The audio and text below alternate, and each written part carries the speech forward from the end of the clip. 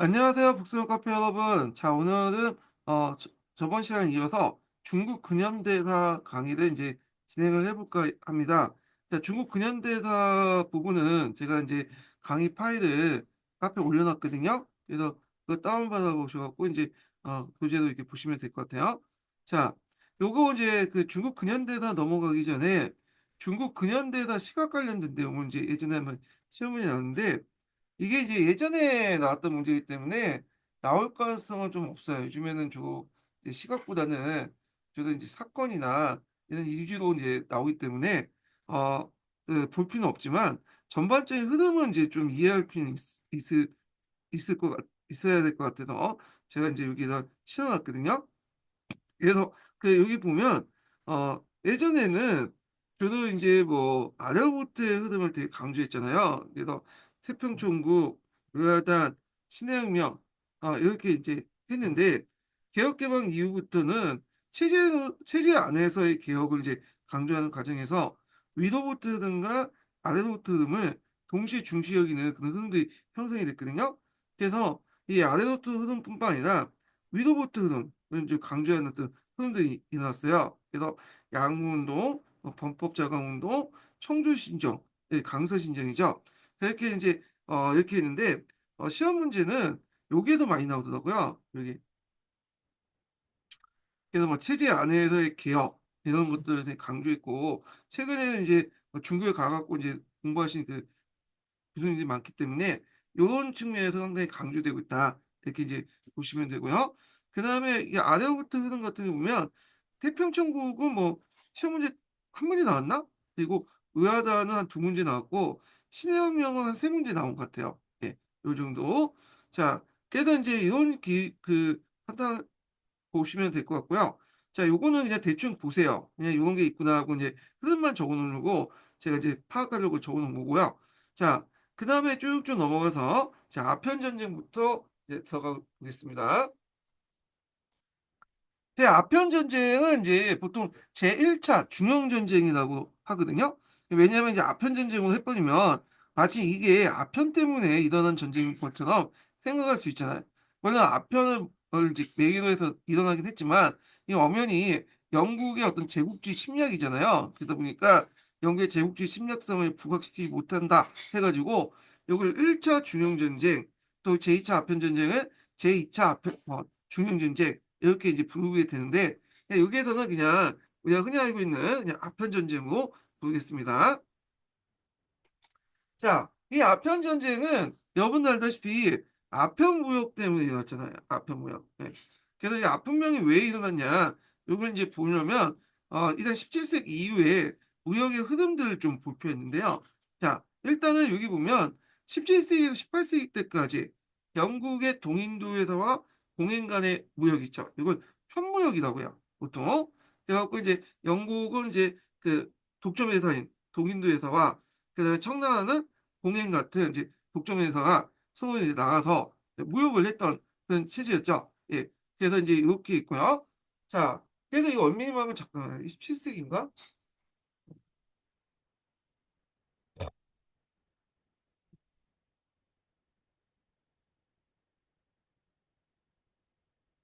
아, 17세기가 아니라 18세기 적어놔야겠다. 동인도에서 공행이 나왔다니까. 예. 18세기에서 19세기 때 잘못 적었어. 나도 보니까 시계적으로 좀 이상해. 권령제 이후니까 권령제 때 보니까 18세기에서 19세기 때까지 이렇게 보면 될 것 같아요. 예, 먼저 주시고요. 자, 그래서 그 주체가 이제 영국의 동인도 회사와 청라 공인인데 자, 각자 이제 독점 회사죠. 이거는요. 예. 그래서 이제 여기에서 이제 했던 무역이 뭐냐면 봉행이에요. 아니, 편무역이죠. 그래서 이제 여기에서 우리 이제 중국사와 관련돼서 이 강동 무역 체계하고 이제 또 연결돼 있죠. 자, 그러니까 동인도 제도의 후추나 향료, 인도의 면직물, 중국의 차와 변직물, 동인 도자기를 수입하고 영국의 모직물을 수출하는 그런 이제 관계를 갖고 있죠. 그래서 요게 이제 영국의 이제 뭐냐면 수출품이고요. 그 다음에 요게 중국에서 수출하는 것들이죠. 예. 그래서 이제 여기에서 이제 영국에서 이제 특히 신경 쓸 게 뭐냐면 영국산 모직물이에요. 예. 그래서 그 당시 동인도에다가 독점권을 얻는 대신에 뭔가 이제 그 독점권을 주는 대가로 그 당시 영국 정부가 요구했던 게 뭐냐면 모직물을 커터로 팔아라. 그러니까 그 당시 이제 언어적 의무적 갖다 팔 것을 전제로 해 갖고 이렇게 인제 중국과의 독점 무역권을 줬거든요. 그러다 보니까 영국산 모직물은 솔직히 중국인들이 별로 입진 않죠. 예, 더운데 무슨 모직물이 있겠어요. 그러다 보니까 인제 동인도 회사에서는 이 모직물을 공행한테 인제 뭐냐 좀 반강제로 좀 팔죠. 예. 그 공행도 어차피 장사하려면 좀 좀 수입할 여지는 줘야 되니까, 그러니까 이제 동인도 회사한테 인제 그 모직물 받아 가지고 창고에 이렇게 쌓아 두고 예 썩힌다고 보시면 돼요. 그렇게 해서 이 무역을 했다, 이렇게 보시면 되고요.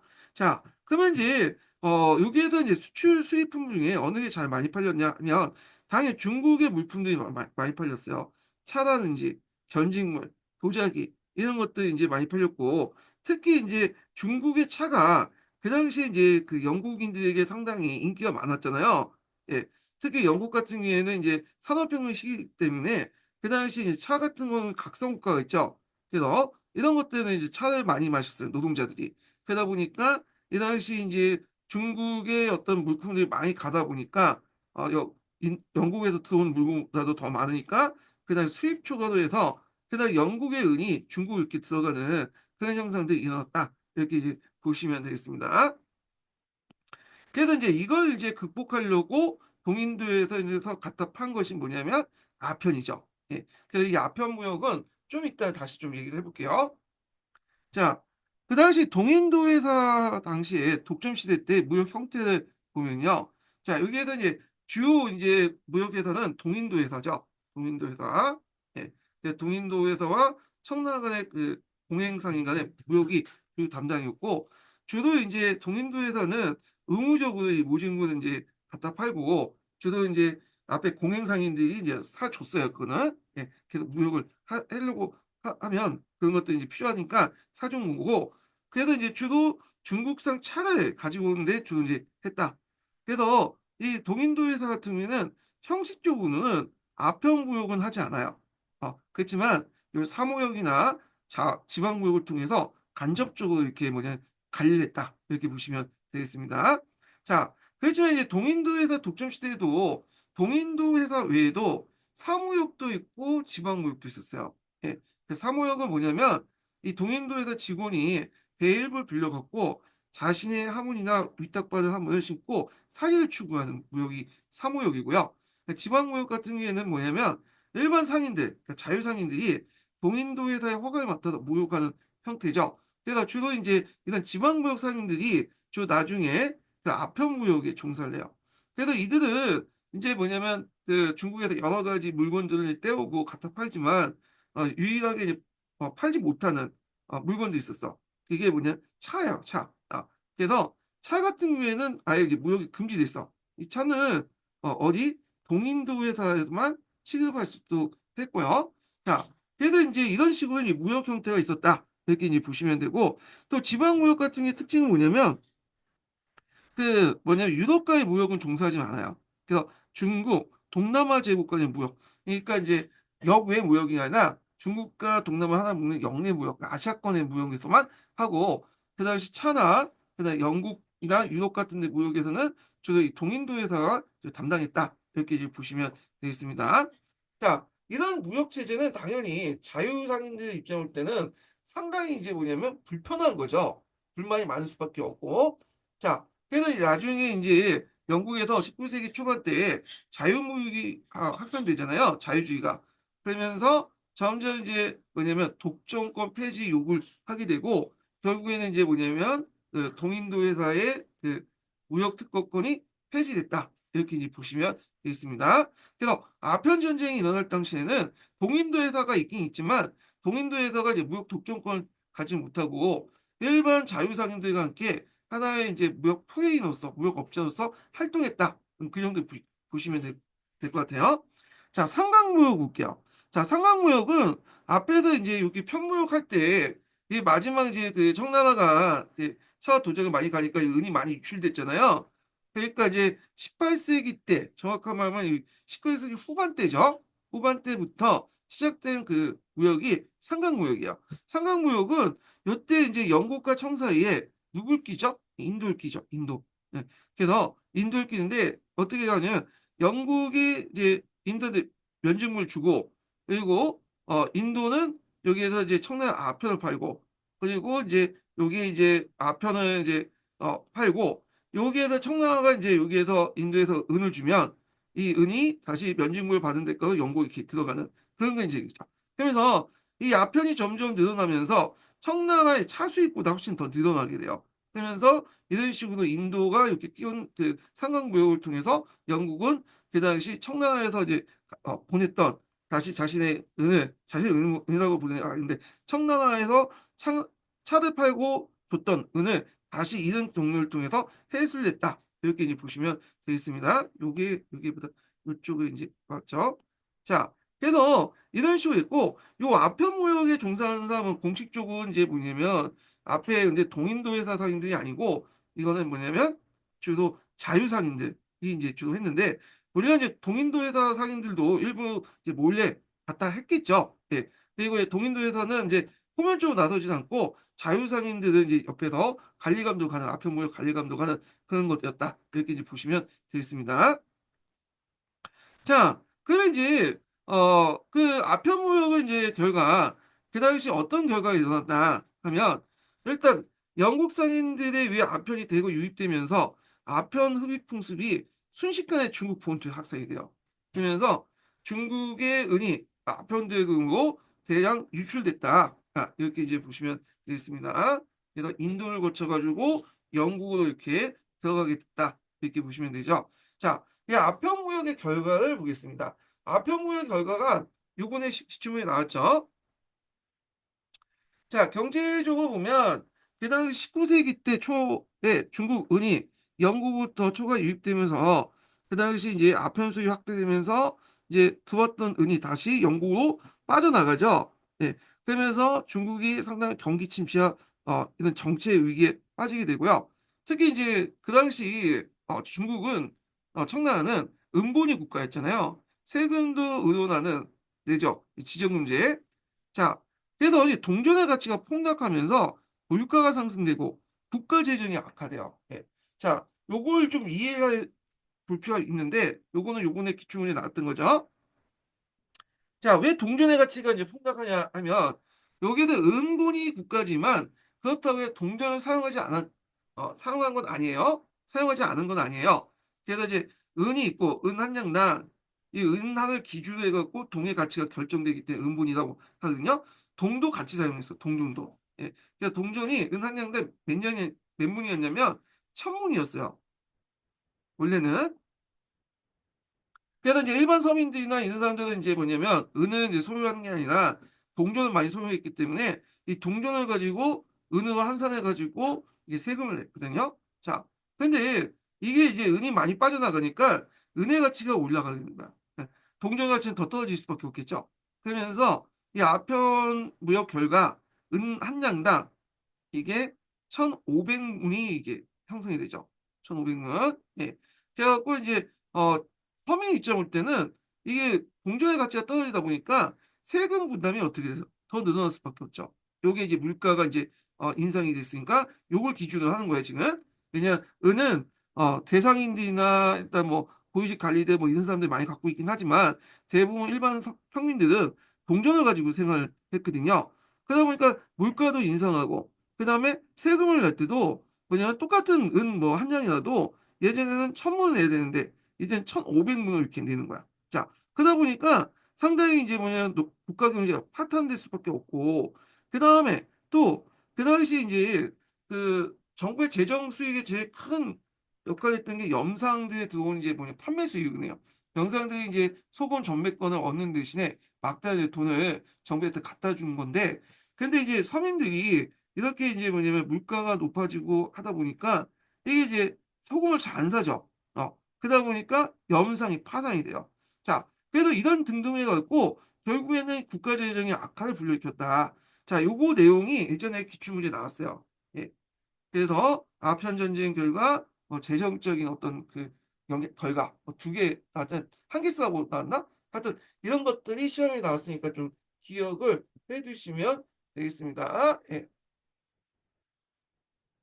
자, 그리고 인제 이런 것도 있고 그 염상 파상에는 또 뭐가 있냐면 이 당시 염산들은 은을 납부해야 되거든요. 은을 납부해야 되는데 뭐 뭐냐면 소금도 잘 안 살 뿐만 아니라 은값이 올라가니까 은을 제대로 납부를 받지 못해요. 그래서 이런 것도 파산을 했다. 그래서 요거 요번에 기출문제 나왔으니까 파악을 해 두시고요. 요거 자세한 내용은 강자중국사에 있거든요. 그래서 강자중국사에서 내용을 한번 보겠습니다. 예.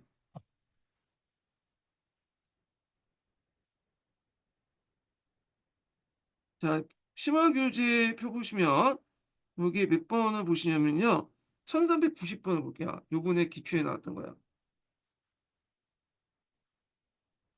자, 농민 부담이 가중시킨 것은 아편수의 양이 증가하여 은유출이 커짐에 따라서 은기전천, 그러니까 은가은 올라가고 전원은 동전이죠. 동전이 이게 가치가 떨어지는 현상이 일어났죠. 그래서 19세기 초까지 은 한 장에 돈 1000문 정도였던 것이 1839년에 이르면 1679문으로 올라갔고 지역에 따라서는 가령 상동성이나 지계성의 경우는 1828년에 2,500명에서 2,600명이나 되었다. 자, 이에 따라 농민의 생활 공급은 나아가 조세 인하과 연결되어 재정의 궁핍을 초래했다. 자, 은전 빚가에 이제가 오는 그러니까 은의 동전에 비해서 은의 교환비가 더 올라감에 따라서 나타난 또 중요한 현상은 은으로 영가 그러니까 독점 판매권을 금액을 납부해야 하는 염상의 파산이었다. 자, 영가 세액이 줄어들면서 국가 재정이 더 어려워졌다. 그래서 이 당시 은혜 이제 유출에 의해서 그 당시 국가재정 파탄 관련된 내용이 나왔고요. 자, 사회적으로 볼 때는 여기 보면 아편 중독 위에는 국민의 건강에 피해가 심했다. 심지어 그 당시에 이제 도강제조차도 황제인 도강제조차도 한때 아편에 여기 중독이 됐었죠. 예. 그래갖고 간신히 이제 아편 중독을 끊고 이제 이렇게 이제 나오게 됐지만 자, 하여튼 이렇게 있고 자, 아편이 널리 확산되고 국민 경제나 뭐 국민의 삶이나 경제에 큰 파탄을 불러일으키니까 요 아편 문제에 둘러싸고 아편을 허용해야 된다. 아니다라는 의견들이 일어났어요. 그래서 이제 그 아편 허용을 해야 된다는 그 의견이 공익론이죠. 공익론. 그래 갖고 인제 그 아편은 인제 뭐냐면 아무리 단속해도 안 되니까 이걸 이제 뭐냐면 아편을 합법화시켜서 여기에서 이제 세금을 걷자. 그리고 관리나 사인, 사대부나 군인 등은 이게 인제 국가를 운영하는 중요한 계층 아니에요. 이들 계층만 이제 아편을 제한적으로 금지하자. 이렇게 주장을 하게 돼요. 예. 자, 그래서 이 주창자는 헌혜자라는 사람이 대표적인 사람이고 이들은 이제 주로 아편의 이익을 얻은 부패한 관리나 지주를 대변하고 있고요. 강동 지역의 이해를 반영하고 있다. 예, 한학당은 이제 강동 지역에 있었던 이제 학당을 얘기하죠. 예. 자, 그러면 이 한계점이 있죠. 일단 한계점이 뭐냐면 지배계층의 우민감과 인명경시 태도를 보인다는 거죠. 일반 백성들은 죽든 말든 간에 관리나 사대부나 군인들만 살면 된다. 얘네들 뭐 죽든 말든 뭐 우리가 뭐 상관 있냐? 뭐 이런 내용이고. 자, 그다음에 이제 그 국내법의 존엄성을 경시하여 권력 자체의 위신을 손상시킬 수 있다는 거죠. 그래서 이게 이제 논의하는 전에도 이 아편의 폐해가 되게 많기 때문에 아편 금지령을 많이 내렸어요. 그래서 아편 금지령 상태에서 이런 논의가 일어나고 갑자기 이제 뭐냐면 공인으로 이렇게 자기를 이렇게 포지션 돌려갖고 아편을 허용해 버리면 일단은 그 정부의 신뢰가 확 떨어지겠죠. 이런 것도 있고 그다음에 과연 그렇게 청주의 통제협동에서 적절한 제한 조치가 가능하냐? 이 불가능하다는 거야. 이 일부 계층들 뭐 관리나 사대부들이냐 사대부는 이제 신사 계층들이죠. 군인들 이들만 이제 못 피게 하고 나머지는 다 허용한다? 그러면 이들 계층은 안 피겠어요? 많이 피죠. 왜냐면 그 당시에도 이런 계층들이 많이 폈거든요. 그러니까 이런 것들을 통제할 수 있겠냐. 그리고 아편무역을 합법화시켜 버리면 이제는 사람들이 농사를 안 짓고 뭘 하냐? 다 아편만 양귀비만 재배할 것 아니냐. 자, 그러니까 이런 것들이 이제 문제점이 있다라는 거죠. 자, 이에 반해서 언급론은 철저하게 이걸 뭐냐면 하자는 거예요. 그래 갖고 인제 이걸 해서 그 뭐냐면 판매자들은 처형시키고, 그리고 보면 흡입자들은 저희 이제 한두 번은 봐주고, 치료 기간 주고, 그래도 계속 이제 뭐냐면 흡입하면 처벌하자. 그 내용이 이제 언급론이야. 예, 언급론. 자, 그래서 이제 이렇게 이제 있는데, 이 언급론 관련된 내용을 좀 보겠습니다. 요게 좀 편집이 좀 잘못됐거든요. 네, 요거를, 요게,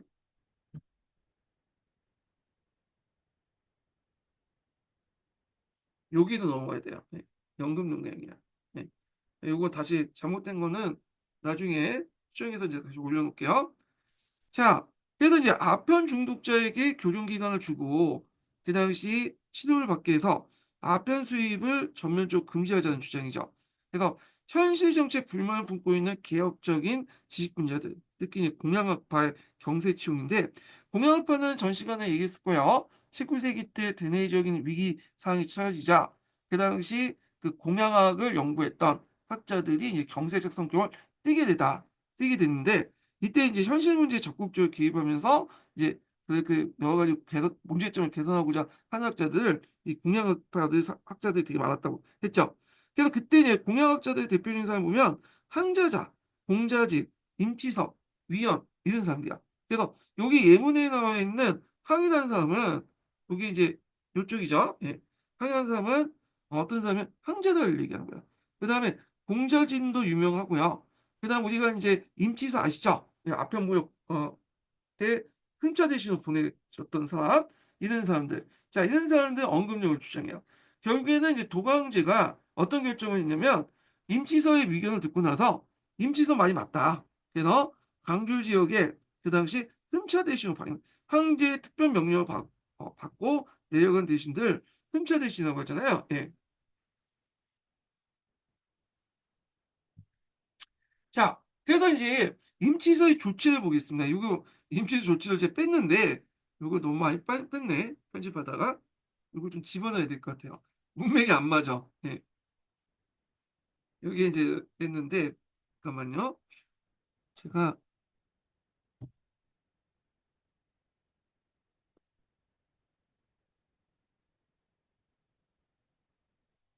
이걸 집어넣으려다가 이거 편집해갖고 나중에 제가 뺀 것 같아요, 지금.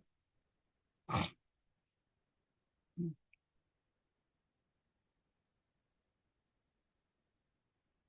이게 왜 안 되지? 네, 여기서 읽을게요, 일단. 네, 나중에 편집해갖고 집어넣을게요. 자, 여기 이제 임치서가 이제 강주에 내와서 그 당시 조치를 뭘 취했냐면, 아편굴이죠. 아편굴 소굴자를 이제 체포했어요. 아편굴이라는 건 여기서 뭐 아편 피고 그랬던 사람들이거든요. 그리고 외국 상인들에게 아편 몰수 명령을 내죠. 그리고 이제 그 당시 그 영국 상인들이 뭐냐면 이렇게 내놓지 않자 외국인 상가를 봉쇄를 해버렸어. 예, 그리고 영국 상인들에 대해서는 무역 정지시키고요. 그래서 결국에 어쩔 수 없이 영국 상인도 이제 아편을 내놓죠. 그래서 몰수된 아편을 호문 앞바다에 다 소각을 시켰어요. 그러니까 이제 영국 산업자본가들이 의회에 압력해서 군대 파견을 결정해서 결국에 전쟁이 시작됐다. 이렇게 이제 보시면 돼요. 그래서 이 자세한 내용은 한의 중에 있는데, 이 관련된 내용 한번 읽어보겠습니다. 자, 그 당시 임치서죠. 네. 자, 임칙서는 외국의 경영하는 상관을 봉쇄하는 등 압박을 가했다. 그러자 영국 무역감독과 감독관이었던 찰스 엘리어트가 외국 상인들의 아평을 거둬 제출했고, 그는 이들 모두 녹여서 없애버렸다. 석회에 녹여가지고 바다에 흘려보냈다고 해요.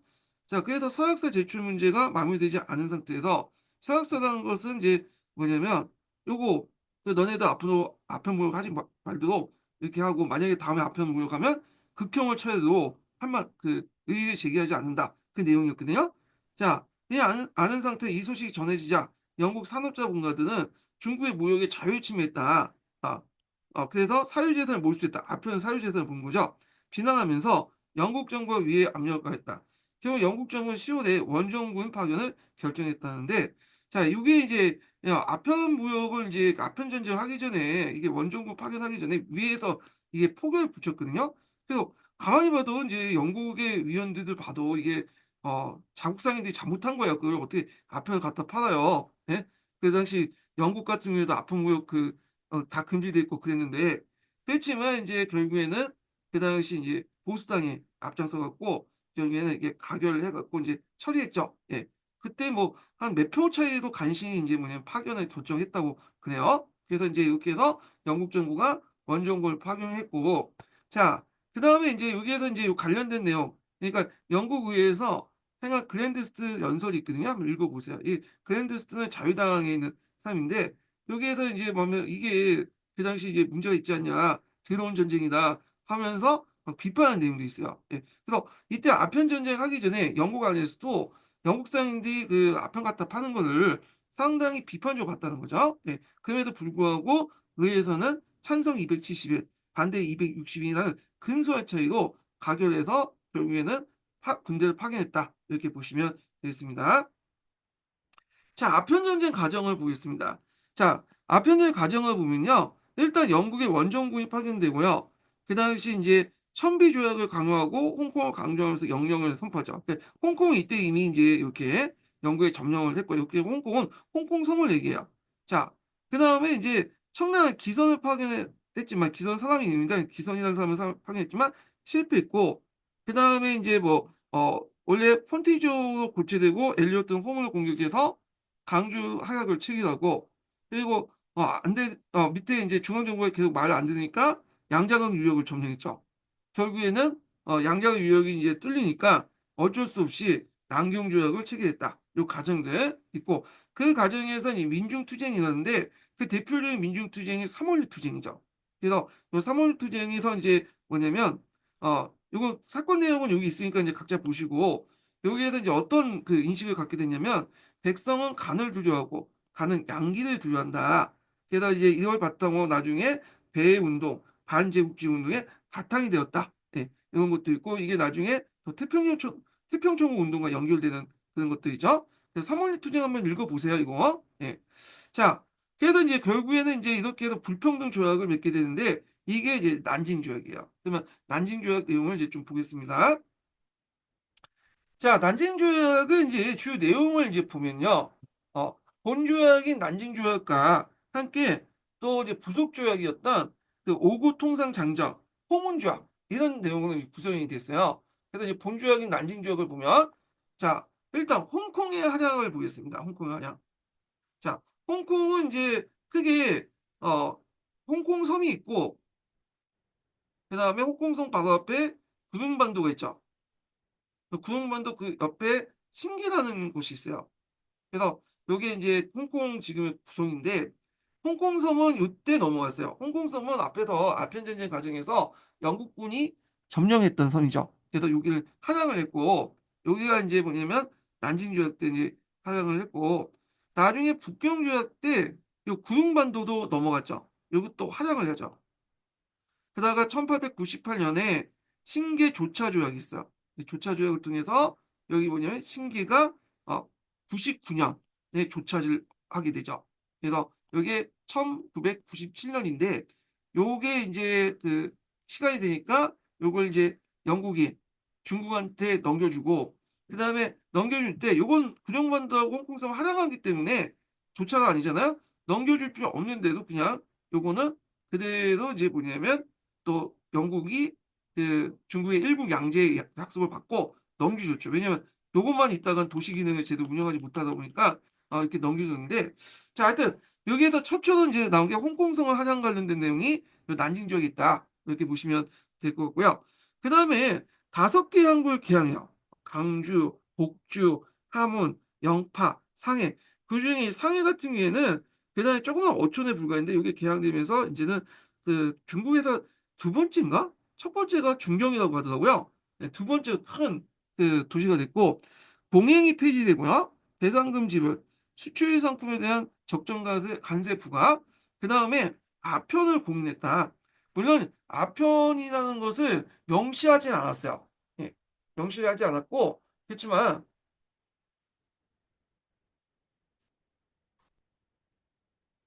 그게 뭐냐면 그 금지시킨 내용이 없기 때문에 그 당시 아편을 실적 공인했다. 이렇게 보시면 돼요. 그 후에 이제 뭐 망하조약, 항포조약 할 때 망하조약은 제외하고 항포조약 같은 경우에도 이제 그런 게 없죠. 다만 이 망아조약은 이 망아조약은 미국에 관련된 미국하고 맺어진 조약이잖아요. 자, 이 망아조약은 특이하게 아편 무역의 금지 내용이 있어요. 그래서 그래서 이제 미국 같은 경우에는 아편 무역에 그 당시 뭐 하지도 않았고 미국은 후발주자잖아요. 그러다 보니까 중국한테 좀 잘 보일 필요했어. 그래서 요 망아 조약 때는 아편 무역 금지가 여기에 명시돼 있다는 게 상당히 특징이죠. 그렇지만 여기에는 이제 안진 조약이 있는 데에서는 아편을 이제 명시적으로 구정돼 있지 않는데 실제로 아편을 공인했다 이렇게 이제 보고요.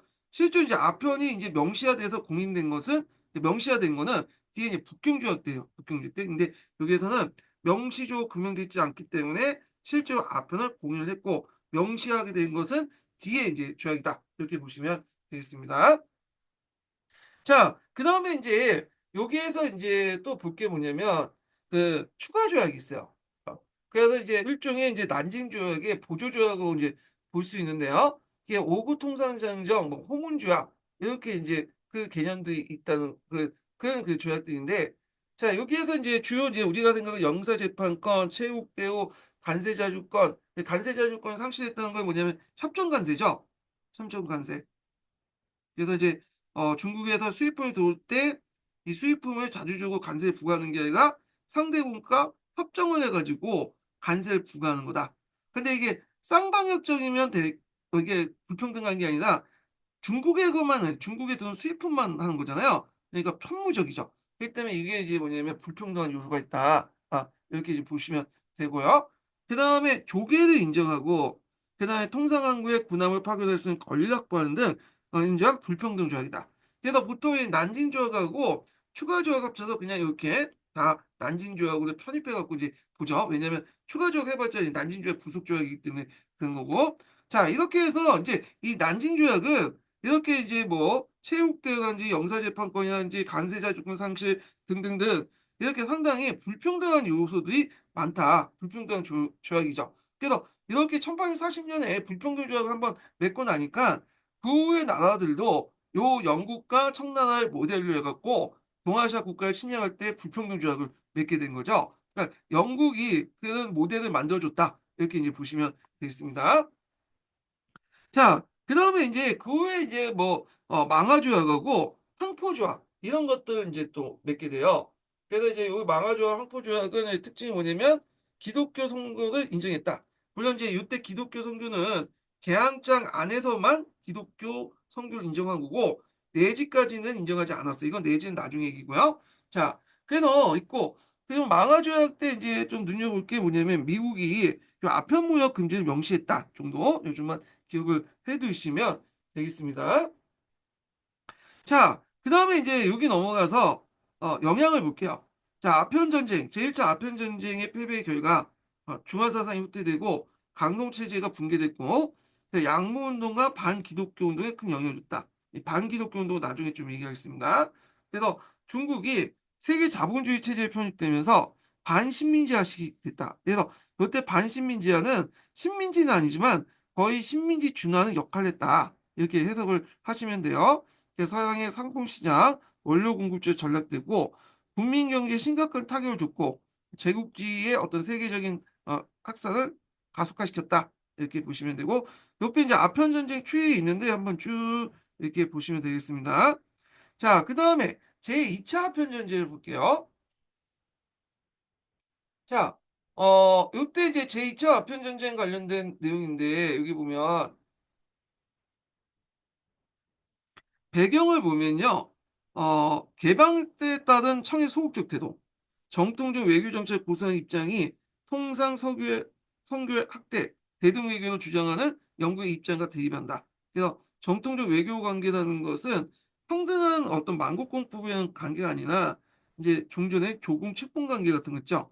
그리고 서양에 대한 어떤 배타적인 어떤 그 외교 정책 이런 것들이 그 당시 이제 공사 간 주둔 문제도 공사 설치 문제를 둘러싸고 영국과 입장이 대립되게 되고 그다음에 5개 항구를 개항했지만 영국이 원하는 거는 양쯔강까지 연안까지 들어가는 거거든요. 그래서 양쯔강 내륙지방 개방 문제, 그다음 기독교 선교의 부자유. 기독교 선교를 개항장 안에서만 하게 되죠. 개항장 밖에는 못하죠. 그러니까 이런 것도 있고, 그 다음에 이제 국교가 너무 멀다는 거야. 그래서 거리가 멀어서 그 정치적 협의가 어렵다. 5개 개항장 자체가 국경하고 넘어서 이제 뭔가 정치적 딜을 할 때 그 국경 올라가기 좀 힘들고, 실제 무역 개선이 효과가 없다.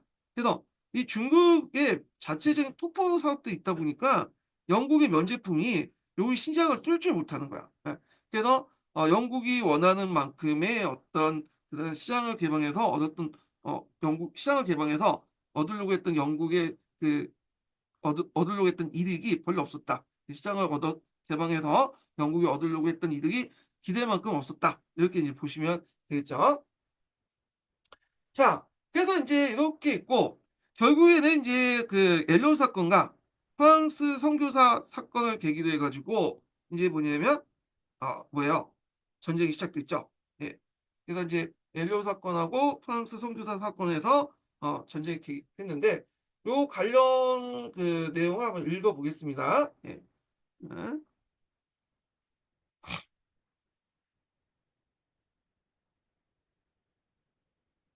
1412번에 있는데 읽어볼게요. 아이고, 요거 너무 많네. 읽으려고 해도 못 읽겠다. 그래서 그냥 설명만 할게요. 원래 엘리오는 그 중국인 서유에 배웠어요. 선원도 중국인이었죠. 근데 선장이 영국이냐? 그 선적을 홍콩에 두고 있어. 그러니까 이제 선적이라는 건 배에 이제 뭐냐면 국적을 얘기한 거죠. 근데 홍콩은 그 당시 영국의 식민지였잖아요. 그리고 이제 그때 영국인 선장은 옐로 그 유니언잭 영국기를 이제 이렇게 걸고 이렇게 이제 있었는데 이 과정에서 불법 무역을 한 거야.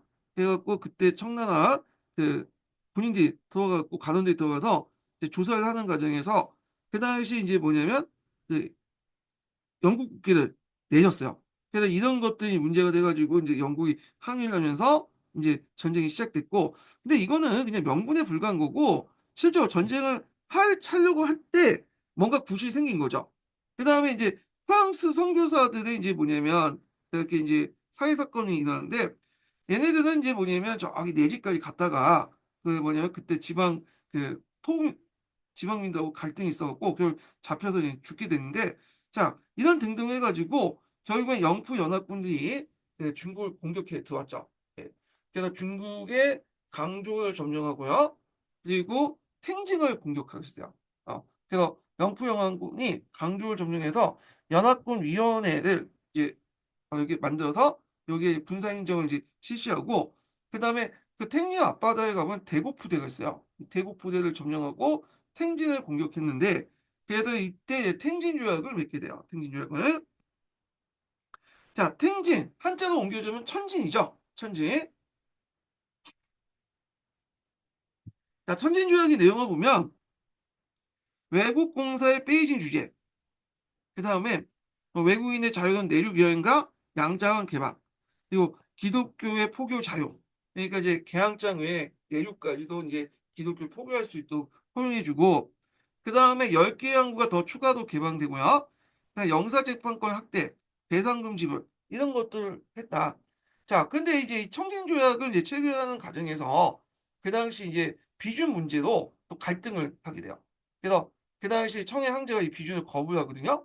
자, 그러니까 다시 이제 뭐냐면 영불연합군들이 이제 공격했는데 이때는 대구부대에서 한 번 이제 또 영불군이 격파당해. 그래서 다시 이제 지원군을 받고 뭐냐면 들어와서 대구부대를 푸신 다음에 그 당시 베이징을 점령하고 약탈하죠. 그리고 원명을 소실되고 그러면서 이제 베이징 조약을 체결하게 됐다. 이렇게 이제 보시면 되겠습니다.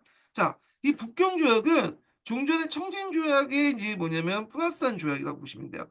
요걸 기반으로 해서 요게 더 붙였어요. 그래서 청진 조약의 유효성을 인정받고 그 다음에 추가된 내용이 계속 나오죠. 부릉반도를 활용하고 네. 그 다음에 청진 개항을 추가하고 하공에 이민 허가를 한다. 이때 하공이라는 것은 프리를 얘기해요. 프리. 그래서 이제 노동자 그러니까 인도인, 중국인 육체 노동자를 쿨이라고 하는데 요걸 이제 문서로 적을 때 하공이라고 적었어요. 예. 그이 쿨인 문제 관련된 쿨과 관련된 그 내용은 그 예전에 기출문제 나왔죠. 요거는 따로 뒤에 한번 다뤄보기도 하고요. 자, 그다음 배상금 징액 이런 게 있고, 그다음에 카톨릭 교회당을 사하고 토지를 임대하거나 구매하여 교회를 건립한 조매권 있다. 토지는 조매권 뭐냐면 요리를 빌리거나 매입할 수 있는 권한이야. 그래서 이제 그 당시 외국 선교사들이 가가지고 교회를 만들 때 그 다 거기 원주민으로부터 뭐 토지를 매입하거나 토지 임대해서 거기서 교회당을 세울 수 있는 권한을 줬다. 그걸 조매권이라고 하는데, 자 이렇게 하면서 이제 어떤 문제점이냐면 내 집까지 이제 뭐냐면 뭐 카톨릭, 뭐 개신교 이게 많이 이제 들어오게 돼요. 그러면서 이제 이들이 이제 신사들과 충돌하게 되면서 반기독교 운동이 확산됐다. 이렇게 보시면 되겠습니다. 그래서 이거는 반기독교 운동은 나중에 좀 다시 얘기할게요. 그래서 카톨릭 교회당에 사랑하고 토지를 임대하거나 구매하여 교회를 건립할 수 있는 그 있고, 이게 도중에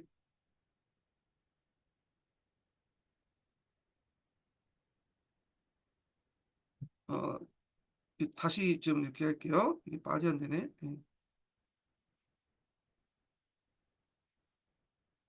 기독교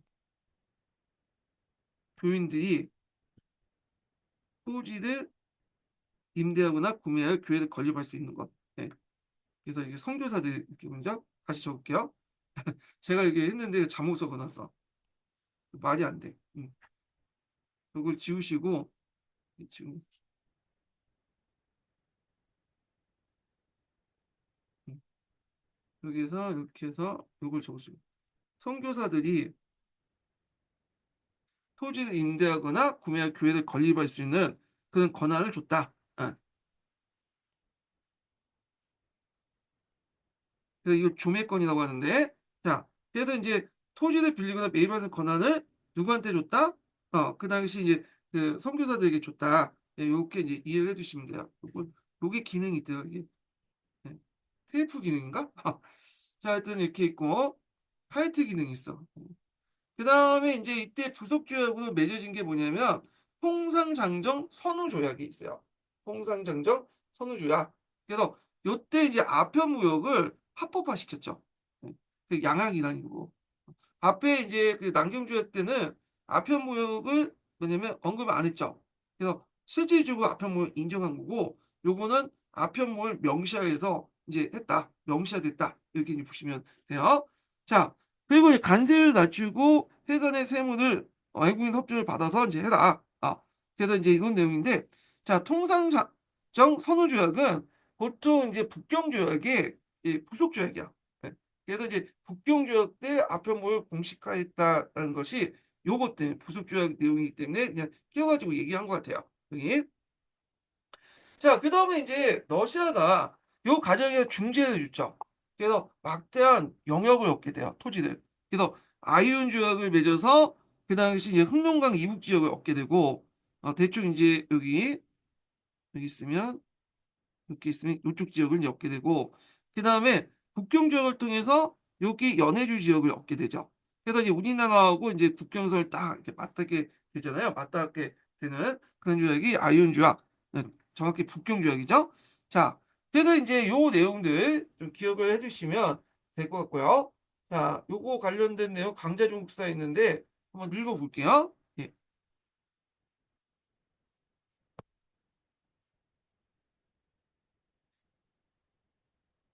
자, 1419번 내용을 보겠습니다. 러시아의 관계는 특히 천진조약을 맺고 보름 전쯤에 체결된 예운조약, 아이온조약을 얘기해요. 자, 아이온조약에서 흑령과 북한에서 외흥항령에 이르는 영토를 러시아에 사용하고 무수리강의 우한에서 바다에 연하는 지역을 양국이 공동 관리한다고 규정했다. 청조는 이를 푸티아티에 게 그 당시 영국과 프랑스의 천지교역 교섭을 중재 역할 요청을 승인했다. 중화 청지조약에서 미정인 국경을 양국이 조사하여 국경을 확정짓도록 노력하던 규정이 특별히 더해서 공동관리지역도 러시아로 하는 영향을 야심을 드러냈는데, 이 공동관리지역이 이제 뭐냐면 아이온조약 때 이제 공동관리지역이 국경조약 때 다시 이제 해갖고 연해주로 해갖고 편입됐다. 이게 공동관리지역이 이제 지역이 그 당시 연해주라고 보시면 돼요. 자, 그래서 이제 이렇게 해서 이제 봤고요. 자, 그럼 여기에서 이제 북경주의 결과를 이제 좀 보겠습니다. 자, 영구연합군이 쳐도는 과정에서 아까 언급한 것처럼 어디가 붙었다? 원명원이 붙었어요. 원명원. 그래서 이제 이 원명원이 불타는 게 되었고, 그래서 그 대신에 이제 만들었던 것이 이하원이죠. 이하원. 예. 그래서 이제 있고, 그 다음에 이제, 어, 서태후가 정권을 장악하죠. 그래서 요걸 이제 신유정변이라고요. 신유정변. 공치안과 협력해갖고, 서태후가 그 뭐냐면, 어, 정권을 장악하게 되는데, 요 과정을 이제 한번 좀 보겠습니다. 동계에 있는데, 어, 볼게요. 신유전병 관련된 내용 볼게요. 자, 열강의 북병정령 당시 항풍제는 연하의 별궁으로 이제 난을 피했으나 울분 속에서 죽고 원인 황제 동치제가 6살 지기하니 친어머니였던 서태후가 공치왕과 손을 잡고 전변을 일으켜 실권을 장악했다. 자, 여기에서 이제 중국의 근대사인 반동적인 서태후 시대가 시작되었다. 아, 이렇게 있고 그 다음에 이제 또 여기 보면 총리 각국 통상사무하문 총리하문이 설치되죠. 우리나라의 통리학문에 영향을 준 총리학문이죠. 그래서 이제 총리학문은 외국과 관련된 모든 일체의 사문을 담당하는 것들이 총리학문이에요. 자, 그래서 그 내용을 이제 좀 보면, 자, 제2차 중영전쟁의 결과, 아편전쟁이죠. 자, 북경에 구미제국의 공사관이 설치되어 외국 공사 대등한 자격국 모습을, 어, 그, 이게 뭐죠? 오타네? 자, 교습을 마친, 교습을 이제, 자, 교습을 맞은 마틀이죠, 이게 마틀. 못하네. 예. 예, 중국 측의 관리가 필요하게 되었다. 1861년 북경에 총리하문을 설치하여 외정을 담당했고, 이는 서양 여러 나라를 예부나 입원을 가나다에 있었던 조공과 달리 취급했던 했음을 의미한다. 이렇게 이제 보시면 되겠습니다. 자, 그래서 서양 연운하를 예부나 이보에 관하였던 조공국가는 달리 취급했던 걸 본다.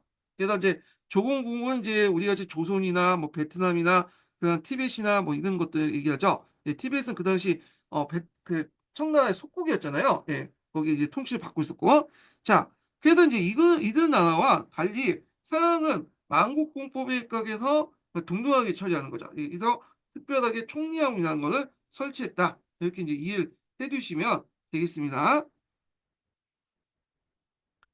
자, 그래서 이제 이 결과 파친책으로 전환됐다. 강경 일본 측에서 파친책으로 전환됐다는 거 보시면 될 것 같고요. 그 밑에 있는 교과서 내용이니까 한번 이제 쭉 봐두시면 될 것 같고요.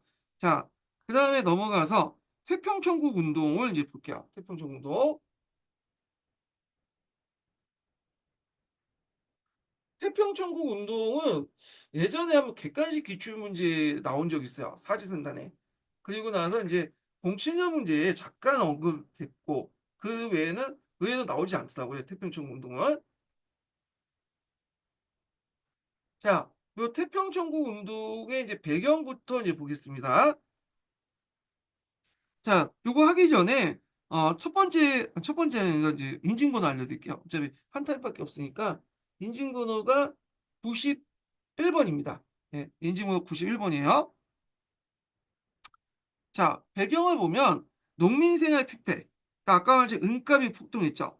이거 재해가 발발하고 관리가 부정부패에 빠졌고 그다음에 이제 인구 성장에 이르지 못하는 경제 상정. 그래갖고 이제 예전에도 얘기했지만 청나라 이제 후기 가면 18, 19세기 들어가면 인구는 기하급수적으로 올라가는데 증가하는데 이에 반해서 농업 생산량 산술수적밖에 증가 안 되죠. 그러다 보니까 이 갭 차이에서 사회적 갈등이 나왔다. 예전에 한번 설명을 했을 거예요.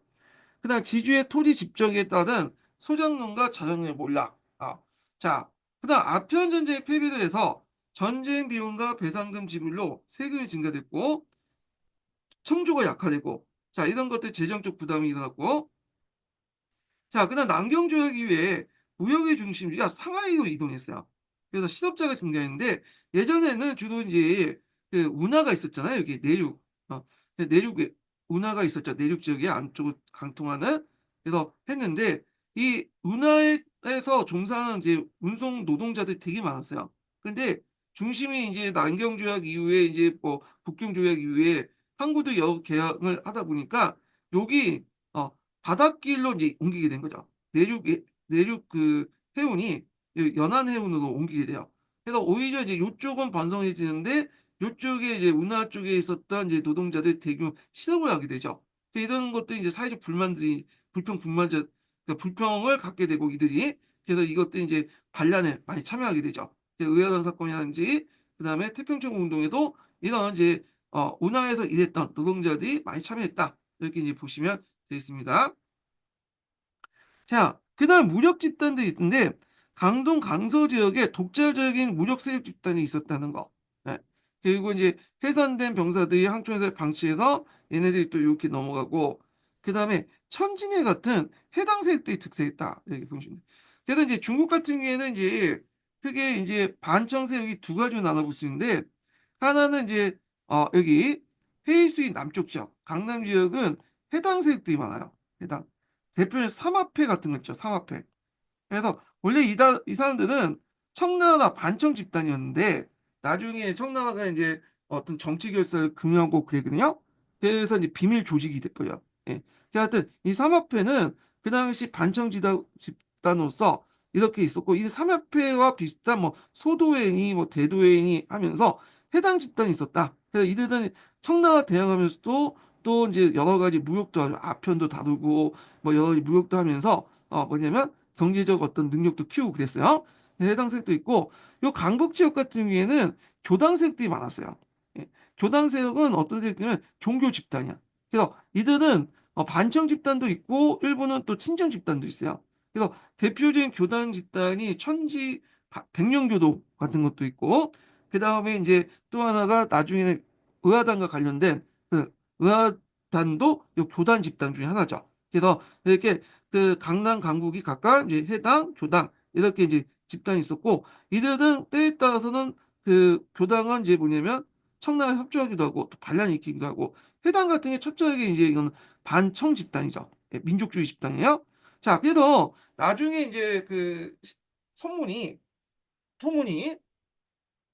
여러 가지 이제 혁명을 하잖아요. 여러 번의 혁명을 거쳤는데 이때 초창기 때 자체 군사력이 없다 보니까 해당 지역의 해군들 해당을 이제 적극적으로 끌어들여서 여기 이제 이들을 이용하죠. 왜냐하면 해당도 이제 반칙적 성격이 강하긴 하지만 좀 약간 손문의 어떤 그 이념하고 맞지 않는 집단이에요. 그래서 나중에는 이제 반발도 하고 거기에 배신도 때리고 그래요. 예. 자, 하여튼 이렇게 있고 이거 나중에 좀 얘기하고요. 자, 정치 사회적으로 그 당시에 태평천국 운동이 나왔던 강서성은 상당히 낙후된 지역이었고, 특히 이제 객가와 본지 간의 대립이 격화됐어요. 객가는 다른 지역에서 오는 이제 애들이고, 본지는 오늘 거기 살았던 사람들이잖아요.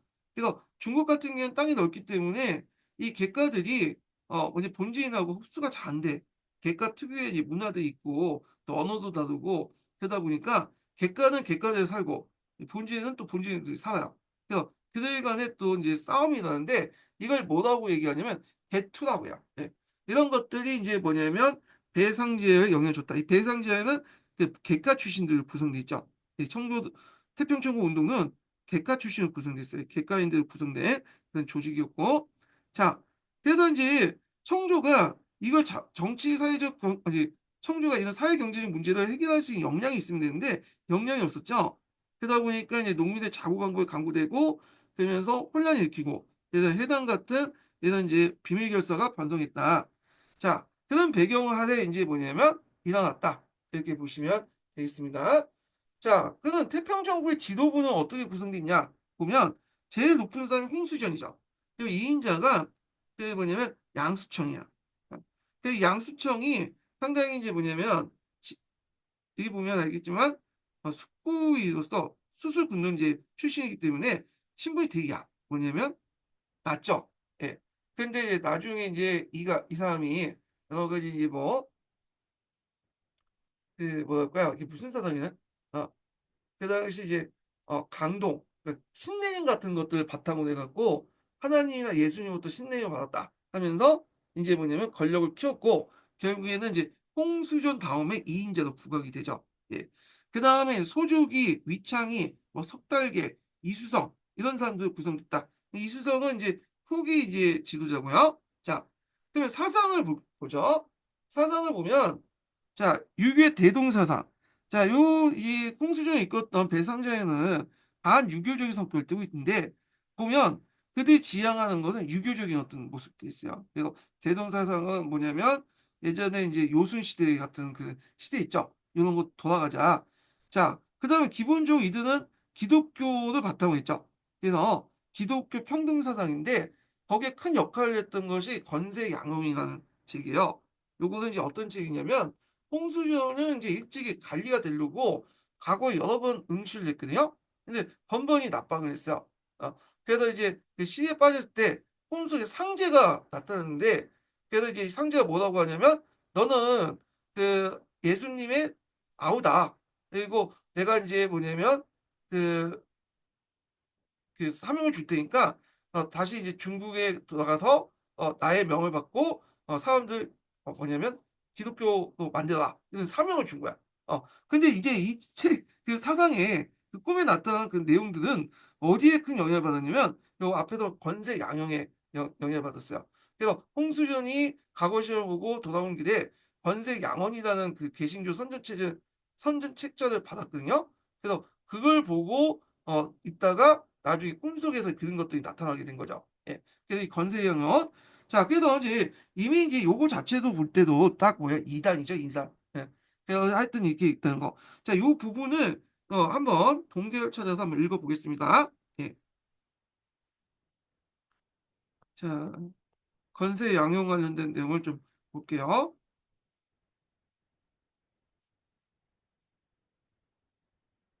아,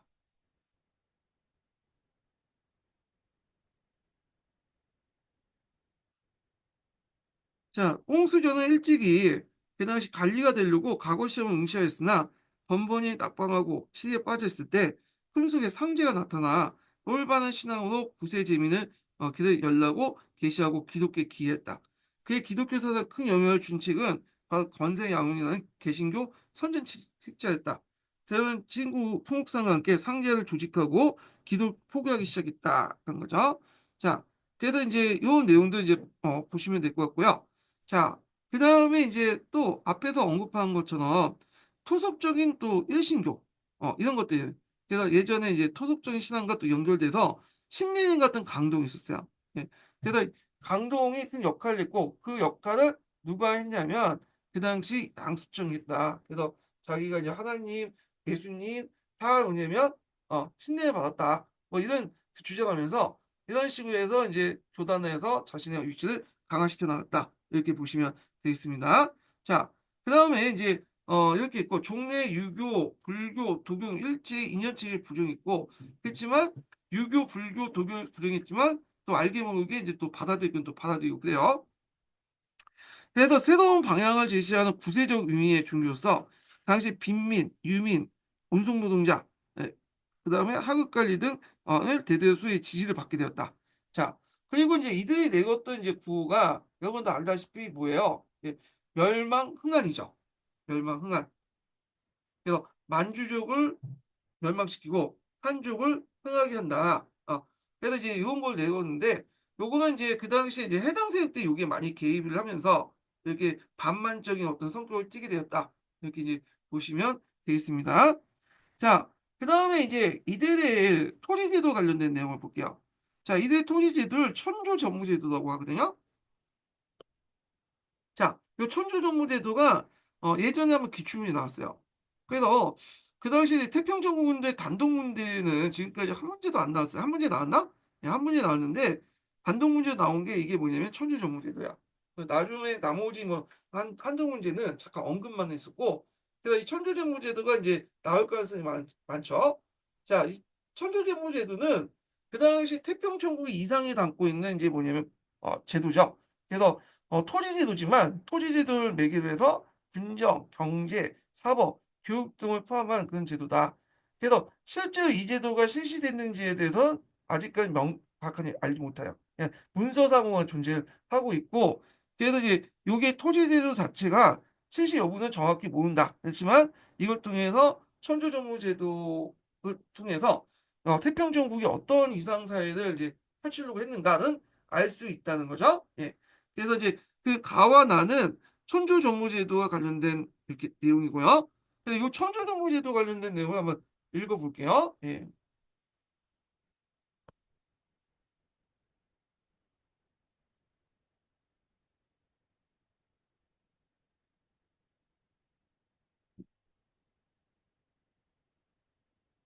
1853년 간행된 태평충 2년가 정책을 당긴 문구노고 토지의 균등한 분배를 규정한 토지제도, 군사조직, 관리 임용제도를 사법제도를 담고 있다. 전반적으로 사유권의 강력한 통제를 통해 균등한 경제체제를 지향하려고 했다라는 거예요. 네. 그래서 일종의 공산주의는 아니지만 뭐냐면 그 약간 사유권을 제한 어떤 평등 사회를 지향하는 그런 체제를 지향하고 있다. 이렇게 이제 보시면 될 것 같고요. 자, 그러면 이제 천주제무제도의 목적을 보겠습니다. 전제적 왕조 권력 아래 신분계급 질서 확립이 주민 생활의 전체를 국가 통제하려고 했던 거고, 그다음에 토지의 군분과 분류 정책, 그래서 공산적 사회체제 구조 및 생산물 독점을 금지하는 거다. 그러니까 그렇다고 뭐 사회주의는 아니고, 그러니까 이제 사회제도를 통제한다? 그런 개념이죠. 그래서 사회권의 강력한 통제를 통해서 균등한 경제체를 지향하려고 했다. 그런데 이제 요거는 이제 목적이고 어떤 지향성을 가지고 있고 실제로 실시 여부는 정확히 모른다는 거죠. 왜냐하면 그 당시 이제 태평천국 운동 때 토지를 분분했다는 내용도 별로 없고요. 실제 그 다음에 또 지주존호제도 계속 존재하고 있었고 지주하고 소작인들이 충돌할 경우에 오히려 지주 편을 들었다는 기록이 나와 있어요. 그래서 이거는 단순히 그러니까 어떤 그 토지제도, 이상적 토지제도였다고 보시면 돼요. 예. 자, 토지제도를 보면 원칙적으로 토지를 성인 남녀에게 균등을 지급하고 실질 분배 방법을 명시하지 않고 사적 소유권을 부정하지 않았다. 그래서 이제 토지 분급이 실시되지 않을 가능성이 되게 많다는 거. 자, 그리고 앞에서 언급한 것처럼 실제 지주존호제 자체를 않고 소작인들이 소작료 거부 투쟁을 하면 불법 구성했다. 그러니까 그 단순한 그냥 이상적인 토지제도다. 실시하지 않은 이렇게 보시면 돼요.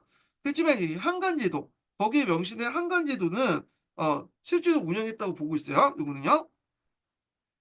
25호의 기본 공동체로 100호, 500호, 2,500호, 12,500호 이렇게 점점 넓혀가면서 요때 그때부터 한간을 설치한 거죠. 한간은 각각의 이제 행정과 군사를 담당했죠.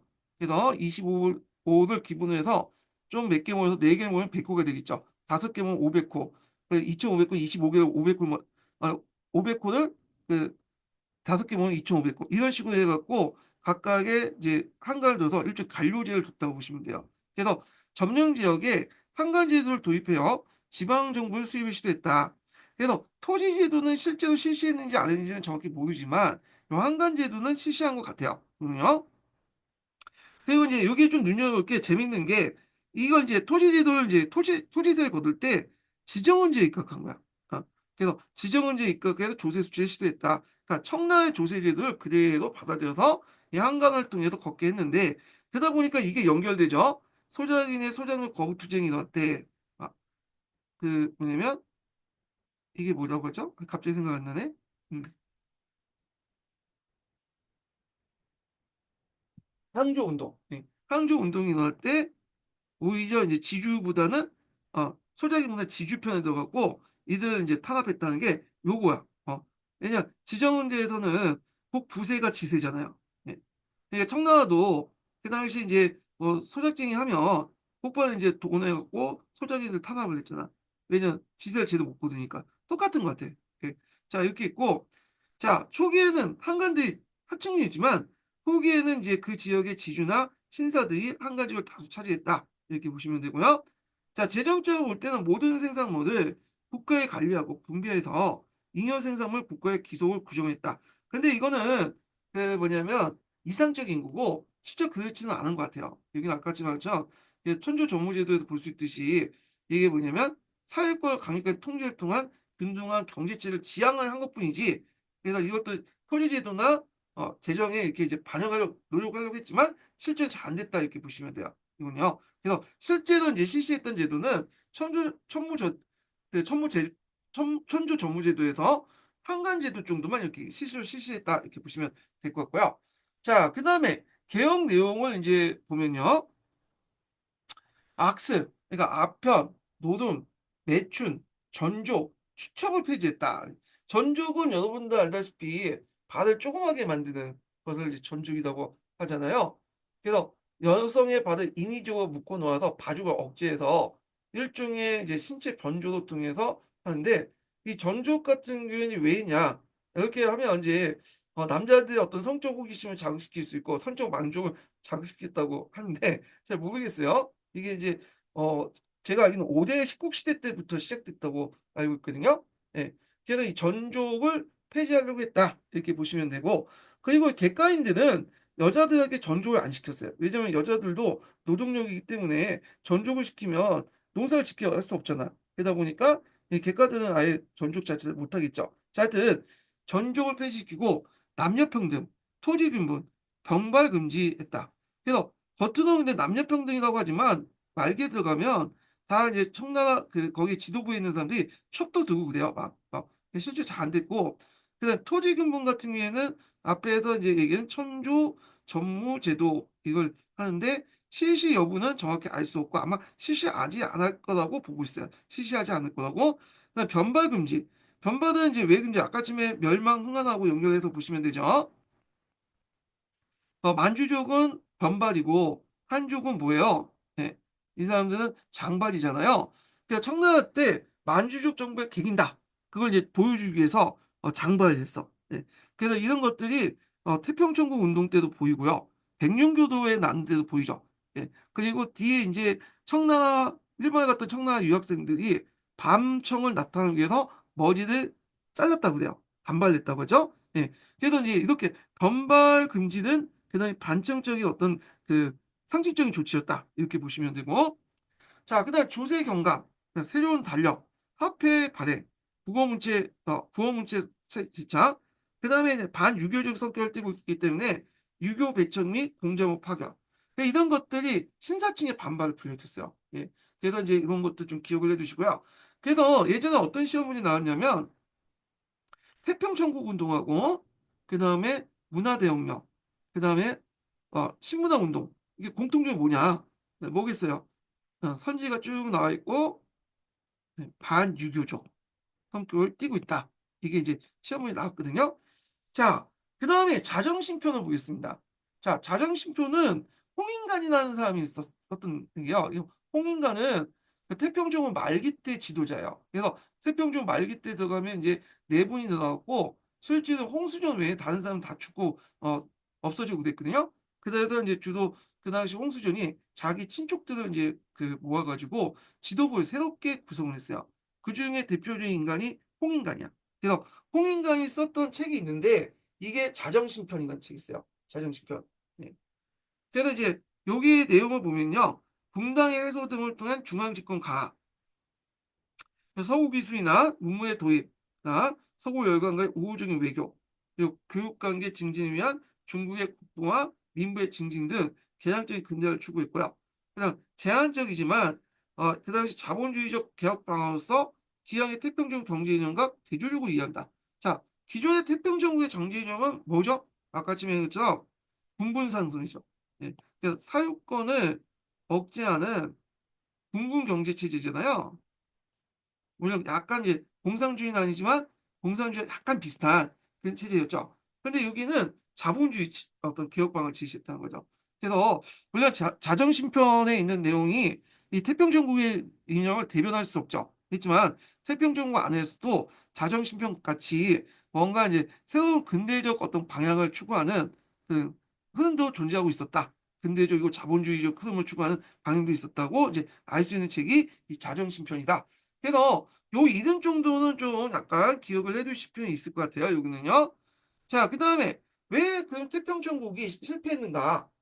요걸 이제 좀 볼 텐데요. 제일 이제 결정적인 게 뭐냐면 지도층의 내분이죠. 예. 이게 청경천변이라고 하는데 자, 이때 이제 지도층들을 좀 보면요.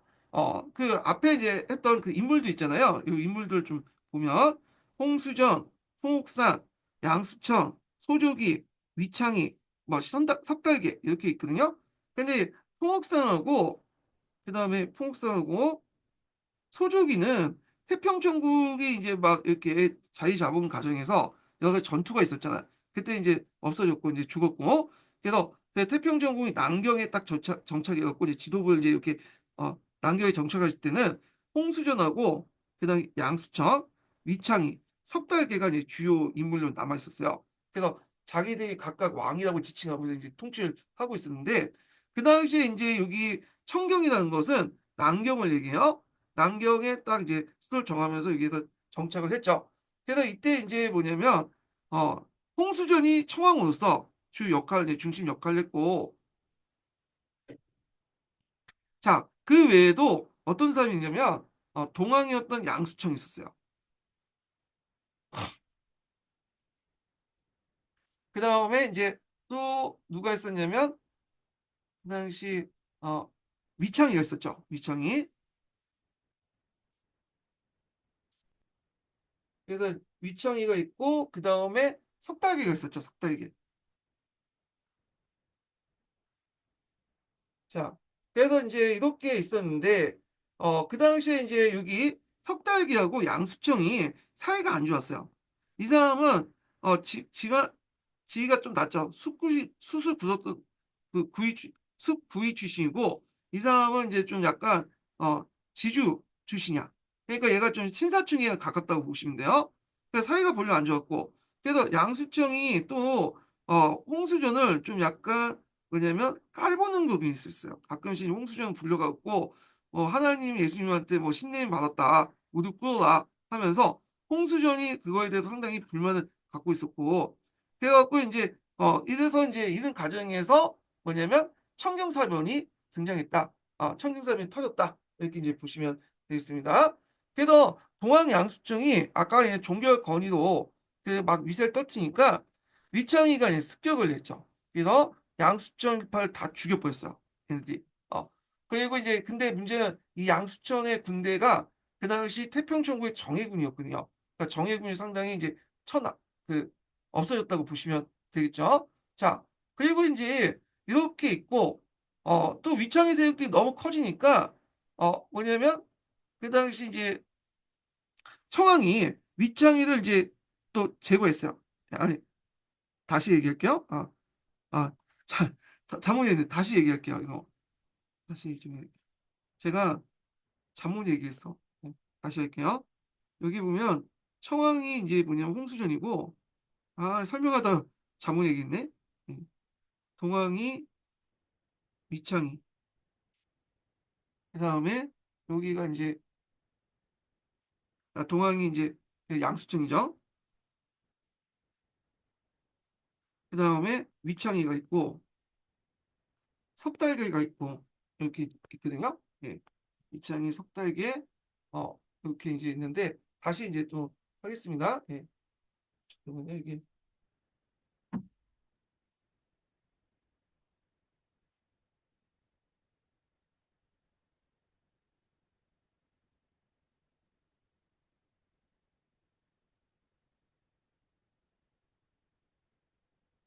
다시 하겠습니다.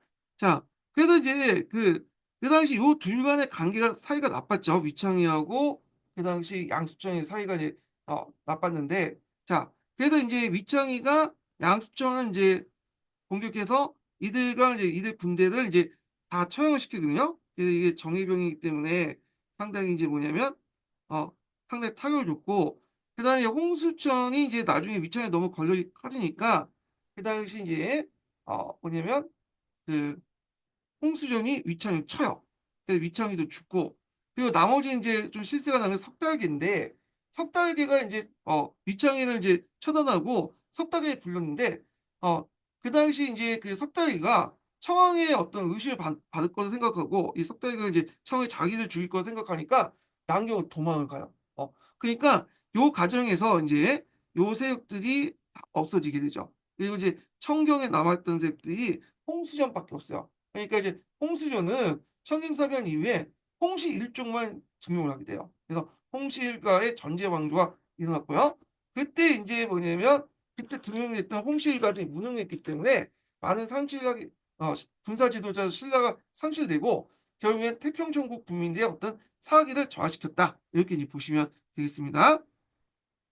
자, 그래서 이제 청경사변 결과 구제도가 부혈되고 지나친 이상지도와 권력 다툼을 해갖고 결국에는 이제 뭐냐면 했다. 그래서 지도층의 내분과 부패, 그래서 이제 청경사변을 계기로 해서 이제 그게 했고, 그래서 이 과정에서 구제도가 부활되고 이런 것들의 문제점 때문에 일어났고요. 그 다음에 구세력의 재편성과 반격. 그리고 앞에서 반유교적이라고 했잖아요. 그러니까 이제 그때 신사계층을 중심으로 해서 관료와 신사층들이 반격을 하기 시작했는데 이때 이제 중국군의 상군이라든지 이용장의 해군이라든지 초군들이 이제 결성이 돼갖고 그 당시 이제 반격을 했고 또 외세의 총교 지원이 있어요. 네. 외세는 강망을 하고 있었죠. 강망을 해서 이제 그 청나라를 이제 도와줄 것인가. 그 다음에 태평전국 운동을 도와줄 것인가. 이렇게 있고 한때는 태평전국에 대해서 어떤 호의를 갖고 있었다 그래요. 왜냐면 태평전국 기독교를 내세웠잖아. 근데 만나서 얘기해 보니까 그 당시 그들이 믿고 있는 기독교는 아니 이단이고 그다음에 아편무역 금지 같은 것들을 얘기하고 있으니까 여기에서 이제 안 되겠다 손절을 했고 그 장에 이제 그 과정에서 또 이제 그때 태평양 운동이 일어날 때 또 동시에 뭐도 일어났냐면 앞에 설명했지만 그 당시 북경 조약도 맺어지게 되죠. 위하단 그러니까 위하단 나중에 북경 조약을 맺게 돼서 제2차 아편 전쟁을 맺게 되잖아요. 그래서 이 아편 전쟁 동안 북경 조약을 통해서 많은 이득을 얻은 그 서양 열강도 입장일 때는 청나라를 이제 끝까지 지켜줘서 자신의 이득권 그 북경 조약에서 얻은 기득권을 그냥 보호하는 게 낫겠다 하면서 이때부터 이제 방향을 돌려서 청나라를 적극적으로 지원하게 되죠. 그래서 이 청나라의 지원을 받아서 외국인 용병들로 구성된 부대가 어떤 상승군이에요. 상승군. 예. 그래서 이렇게 이제 보시면 될 것 같고. 자, 그러면 태평전국 운동의 영향을 보겠습니다. 예.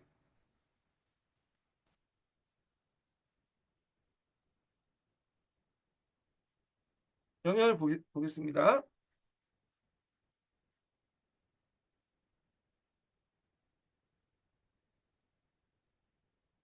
자, 보면 이제 운동 진학 과정에서 신사층은 간직과 군비 직수권을 부여받고 진압에 크게 공을 했다.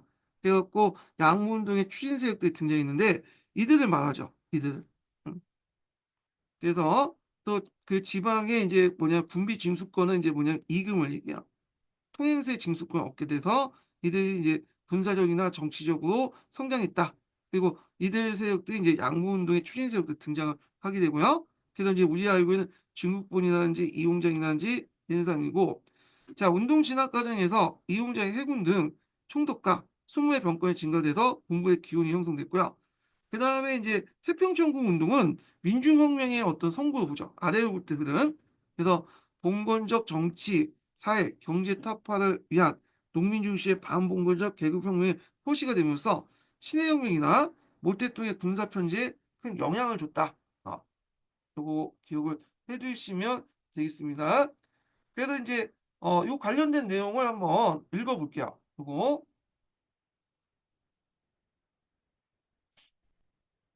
예, 주가 1455분인데요. 한번 읽어보겠습니다.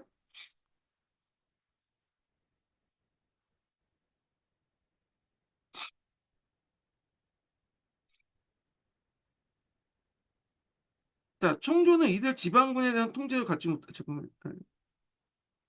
여기 1454번이네요. 예.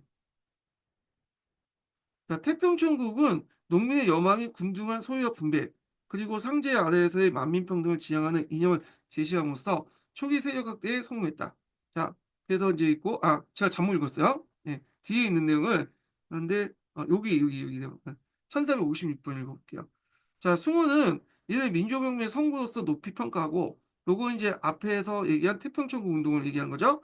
그 실패의 경험, 특히 인권주의 결여가 가져다 준 재앙사상의 상징을 교훈 삼아서 발전적으로 갈등하려고 했다. 그래서 처음에 잘 나가려고 했는데, 원래 취지와 달리 이제 구제도 복귀를 했죠. 그래서 청왕, 뭐 익항, 그 다음에 동항, 뭐 이렇게 각각 왕이라고 칭하기 시작했잖아요.